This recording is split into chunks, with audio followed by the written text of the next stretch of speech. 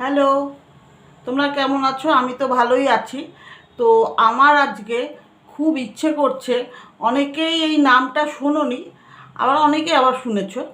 তো বালুশাহি বলে একটা মিষ্টি আছে, সেটা কলকাতার দিকের লোকেরা ভালো চেনে। তো এই মিষ্টিটা এত টেস্টি, এত জুসি যাকে বলে। তো এই মিষ্টিটা আমি আজকে একটু বানাবো। আমি তো তোমাদেরকে আগেই বলি যে আমি যদি ভালো না পারি, ভালো পারি, তাও আমি তোমাদের সাথে শেয়ার করি। মানে টেকনিকটা তো বুঝতে পারবে, আমার থেকে তোমরা আরও অনেক অনেক ভালো বানাতে পারবে। কিন্তু কি বলো তো, আমাদের যদি বলে দিই যে এরকম এরকম এরকম করে বানাও, দেখা গেল আমার থেকে অনেক ভালো তোমরা বানাতে পারবে। কিন্তু আমি তোমাকে টেকনিকটা বলে দিচ্ছি যে এরপরে এরকম করে দিয়ে তোমরা ঘরে কি অল্প অল্প জিনিস দিয়ে এই বালুশাহি মিষ্টিটা বানাতে পারবে। চলো দেখে নিই কী কী লাগবে বালুশাহি মিষ্টির জন্য। প্রথমে আমি এখানে 1 কাপের থেকে একটু বেশি ময়দা নিয়েছি। ময়দাটা চালা আছে তো এই জন্য আর চাললাম না। তারপরে নিয়ে নেব 1 চিমটে নুন, 1 চিমটে মতো। আর নিয়ে নেব 1 চামচের, বড় চামচের 1 চামচ ঘি।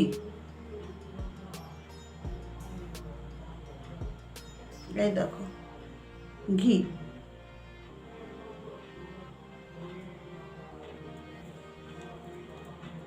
তারপর নেব এই যে টক দই, একটু ফেটিয়ে নিই।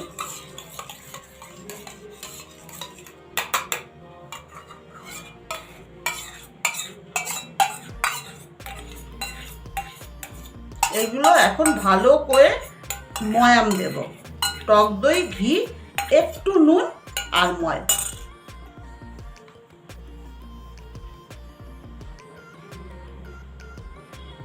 আমার ময়দাটা মোটামুটি দেখো ময়াম দেওয়া কিন্তু হয়ে গেছে। এখন আমি দিয়ে দেব একটু সাদা তেল, একটু বেশি করেই দিচ্ছি যেহেতু এখানে জল পড়বে না। আর দিয়ে দেব খাবার সোডা। তো তোমরা জেনারেলি সোডাটাই ব্যবহার করার চেষ্টা করবে, কেন বেকিং পাউডারটা দিবে না। নিয়েছি খাবার সোডা। তো সোডাটা ভালোই, সোডাই ব্যবহার করবে, বেকিং পাউডারটার দরকার নেই। কেননা মিষ্টিতে না দেখবে বেশিরভাগই খাবার সোডা মানে বেকিং সোডাটাই ব্যবহার সবাই করে। তো এটাতে ফ্লাফি ব্যাপারটা বেশি হয়। তো এটা এখন ভালো করে আমি যতক্ষণ মানে এটা একটা মণ্ডর মতো না হচ্ছে, আমি কিন্তু এটা ভালো করে ডলতেই থাকবো। এই ডলাটাই কিন্তু আসল, যত ডলবে তত কিন্তু মিষ্টিটা টেস্ট হবে। আমার কিন্তু ময়দাটা দেখো ভালো করে ডলে আমি এটা প্রায় 15-20 মিনিট ঢেকে রেখে দেব, ধরবই না। এদিকে চলো আমি চিনির শিরা বসাবো। দেখো এদিকে আমি এই কাপের 1 কাপ মতো চিনি আর 8 কাপ মতো জল দিয়ে আমি কিন্তু শিরাটা বসিয়ে রেখেছিলাম অনেকক্ষণ আগেই। তো এটা শিরাটা প্রায় হয়ে গেছে, আমি গ্যাসটা অফ করে দিই। চলো 8 ঘন্টা মতো হয়ে গেছে, এখন আমি মিষ্টিগুলো বানাই। দেখো মণ্ডটা কিন্তু কেমন সফট হয়ে গেছে। তো এখন আমি মিষ্টিগুলো বানিয়ে নেব। এটা কিন্তু এই যে প্লেন মসৃণ করতে হবে এরকম কিন্তু করবে না। তো এরকম এরকম করে আমি 1 কাপ মণ্ড দিয়ে মোটামুটি 6টার মতো মিষ্টি হবে। এই যে এরকম করে গোল করবে প্রথমে। এটা একদম মসৃণের কোনো ব্যাপারই নেই, মসৃণ করতে হবে এরকম কোনো ব্যাপারই নেই, খালি ভালো করে গোলটা করবে। সাইডটা একটু চেপে চেপে দিলে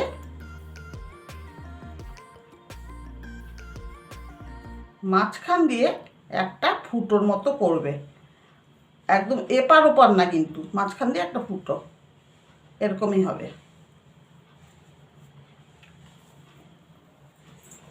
ভাজলেই বুঝতে পারবে।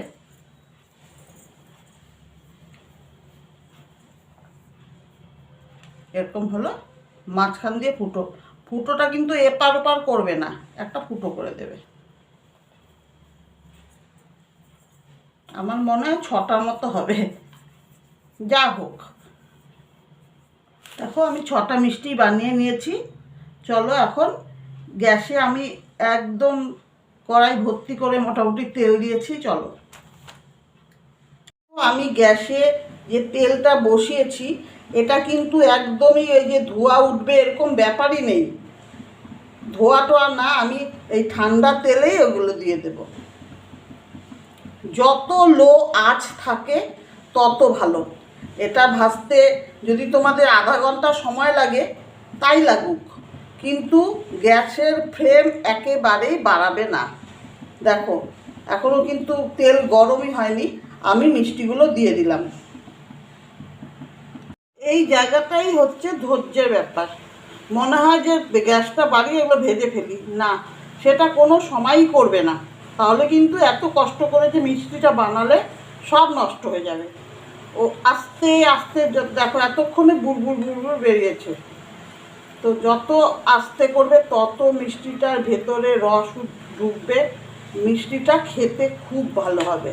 সেই জন্যে ভাজাটা সবসময় খুব ডিমি আস্তে করবে, এটা বারবার বলে দিচ্ছি। জোরে জোরে যদি উল্টে পাল্টে দাও তাহলে কিন্তু গেল। এখনো কিন্তু আমি এক পিঠও উল্টাইনি। মিষ্টিগুলো আমি একবার উল্টে দিয়েছি, দেখো কি সুন্দর লাগছে দেখতে। কমানোই কিন্তু আছে, বাড়াইনি গ্যাস। এগুলো দেখো মোটামুটি মিষ্টিগুলো লাল লাল করে কিন্তু ভাজা হয়ে গেছে, গ্যাস এখনও কমানো। তো এখন আমি একটা একটা করে এগুলো চিনির শিরাতে দিয়ে দেবো। চিনির শিরাতে কেমন করে দেবো সেটাও দেখো। মিষ্টিগুলো একটা বাটিতে উঠিয়ে নিচ্ছি। এখন আমি এই চিনির শিরাটা এগুলোর উপরে ঢেলে দেব।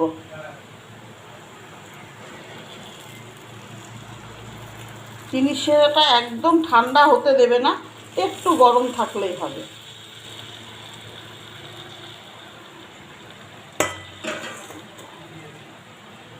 এখন এটা প্রায় আধা ঘন্টা 1 ঘন্টা পরে ওঠাবে। তার মাঝে একবার চামচ দিয়ে মিষ্টিগুলো উল্টে পাল্টে দেবে। দেখো হয়ে গেছে কিন্তু আমার বালুশাহী মিষ্টি। তো এগুলো এখন আমি একটু সাজাবো। কি কি দিয়ে সাজাবো চলো দেখি। তোমরা নর্মালি এরকম করেও খেতে পারো, দেখো লোভ লাগছে কি না। আচ্ছা, এখন আমি সাজাবো কি কি দিয়ে। প্রথমেই আমি দিব একটুখানি গোলাপ জল। গোলাপ জল দিলে স্মেলটা খুব ভালো বের হয়, অল্প দিয়ে দিলাম ছিটিয়ে। তারপর দিয়ে দেব প্রত্যেক কটার উপরে মাওয়া বা গুঁড়ো দুধ। তো আমি তো আর মাওয়া কোথায় পাবো, তো সেই জন্য গুঁড়ো দুধ একটু চিনি দিয়ে গুঁড়ো করে রেখেছি, চিনির গুঁড়ো আর গুঁড়ো দুধ। এখন মিষ্টিগুলো চেনা চেনা লাগছে কি না বলো। আচ্ছা, তারপর একটুখানি দিয়ে দেব এলাচ, ভেঙেই রেখেছি, এগুলো অল্প ছিটিয়ে দেব। 1-2 দানা মুখে পড়লে খারাপ লাগবে না। তারপরে ওপর দিয়ে একটা করে চেরি।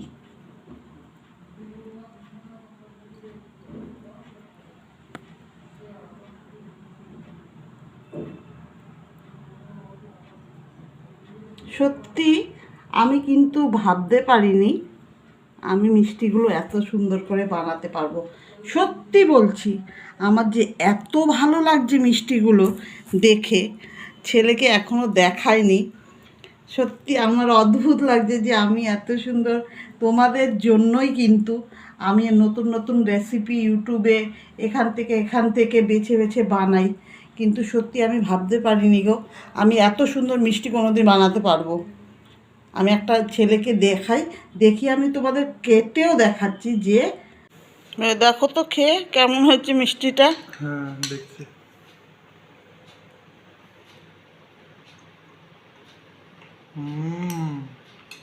দারুণ দারুণ। তুমি এত মিষ্টি বানাও, কিন্তু এই মিষ্টিটা দেখতে যেমন হয়েছে তেমনি খেতে হয়েছে, অসাধারণ। Thank you. ভেতরে রস ঢুকেছে না? একদম। আচ্ছা দেখো, আমার ছেলে সার্টিফিকেট দিয়েছে, আমার আর কিছু লাগে না। তোমরাও সবাই বানিয়ে খাও, আমাকে কমেন্ট করো কেমন হয়েছে। তাহলে আজকের মতো আমি রাখি। বাই, গুড নাইট, ভালো থাকো, সুস্থ থাকো সবাই।